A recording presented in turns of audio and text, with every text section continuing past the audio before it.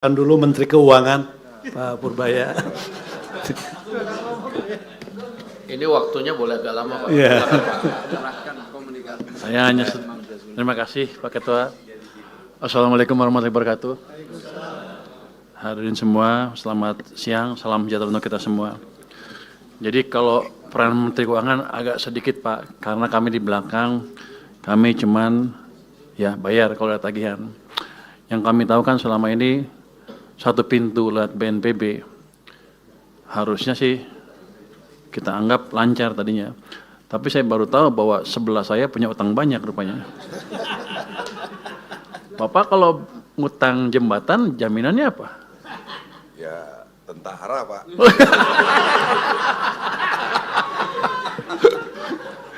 Oke. Tadi juga yang apa IPDN yang dibintangin itu bisa besok bisa cairan, bisa Anda ambil. Itu mau kapan di deploy-nya? 26 tahun tanggal 3 26 dibintangin. Ya udah Pak, bintangnya sudah dicoret barusan sama saya. Kecil tuh. Saya mungkin ceritain sedikit apa yang sudah kami lakukan selama ini dengan petunjuk Presiden ya. Kami sudah melakukan percepatan penyaluran dana darurat, ini perintah Presiden. Total dananya 268 miliar, yang 3 provinsi, 52 kabupaten kota yang terdampak. Yang ini program Pak Presiden 4 miliar per kabupaten kota dan 20 miliar per provinsi. Itu sudah dicairkan semua Pak. Harusnya sih sudah dicairkan waktu itu. Yang kedua untuk dana tanggap darurat atau dana tanggap darurat ya.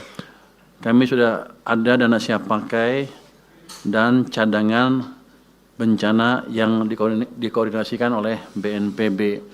Jadi kita selamanya tahunya satu pintu karena kami pusing kalau ada banyak pintu Pak. Jadi BNPB minta kami cairkan.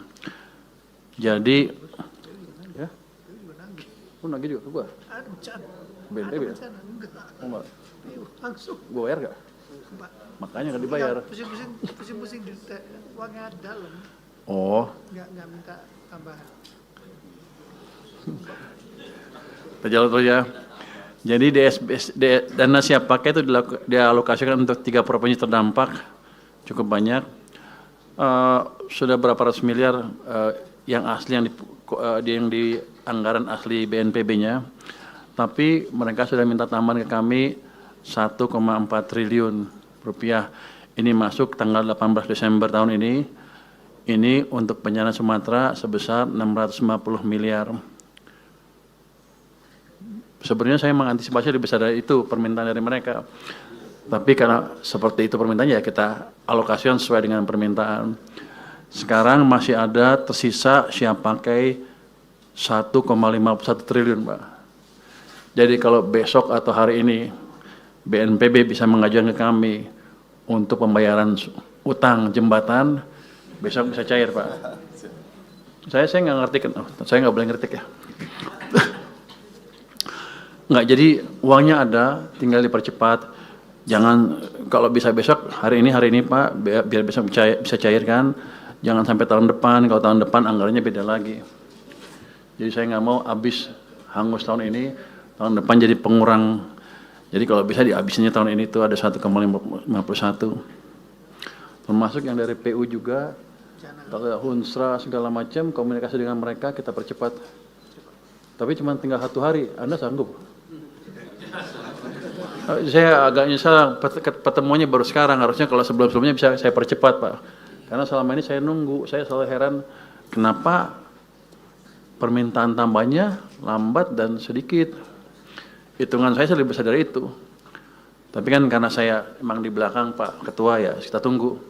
Jadi mungkin itu bisa dipercepat kalau mau Pak. Kalau hunian sementara dan hunian tetap, Hunsra dan Huntap. Huntara dan Huntap itu untuk tahun ini juga kalau udah ada yang dibangun ya bisa di-charge ke kita cairkan melalui channel BNPB tadi. Karena saya pernah ditanya sama Istana, gimana penyaluran Anda? Saya tahunya satu pintu lewat BNPB, yang lain kita nggak ngerti.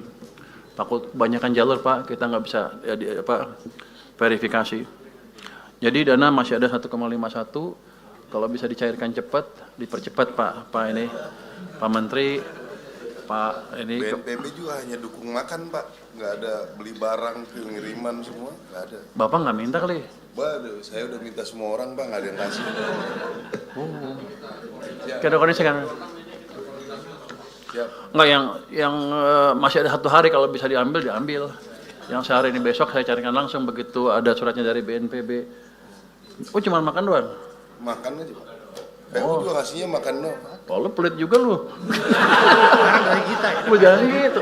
Lu BNPB kasih gue kasih duitnya. Jangan Ini dari gue gitu. Jadi kita siapkan.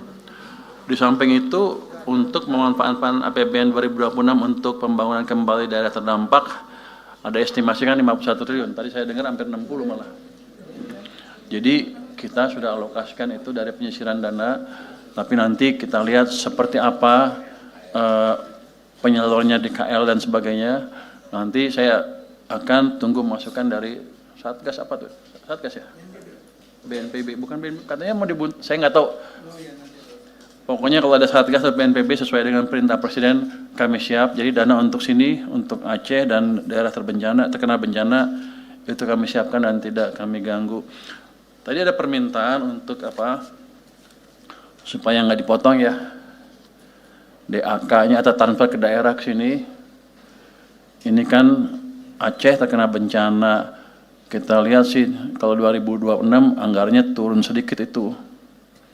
Tadi Pak Bupati minta jangan dipotong, gitu ya. Ini saya tanya tadi ke staf saya, itu yang motongin saya, yang mutusin saya bukan. Rupanya mesti minta izin dulu ke Pak Presiden. Jadi kami akan usulkan seperti itu untuk Aceh kali ya Pak ya. Apa tiga tingkat Aceh dulu yang paling parah ya. Itu nanti akan ada tambahan kalau disetujui Pak Presiden dan DPR mungkin itu 1,633 jadi triliun tambahannya. Jadi akan kami kembalikan ke kondisi DAK tahun 2025.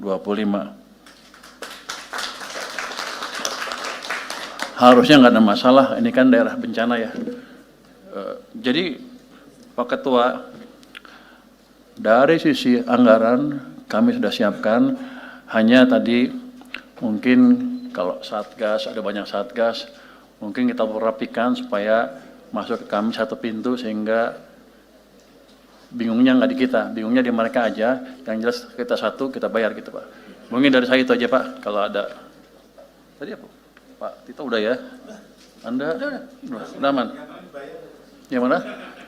Bu, kalau nagih jangan malu-malu, kita bayar. Jangan, jadi saya tadi komentar dia pakai tentara untuk bangun di mana-mana kan. Itu sweatshop Pak, tentaranya nggak dibayar boleh dibilang ya. Cuman kasih makan doang. Jangan pelit-pelit juga Pak Menteri. Terima kasih, mungkin tanggapan dari saya seperti itu Pak.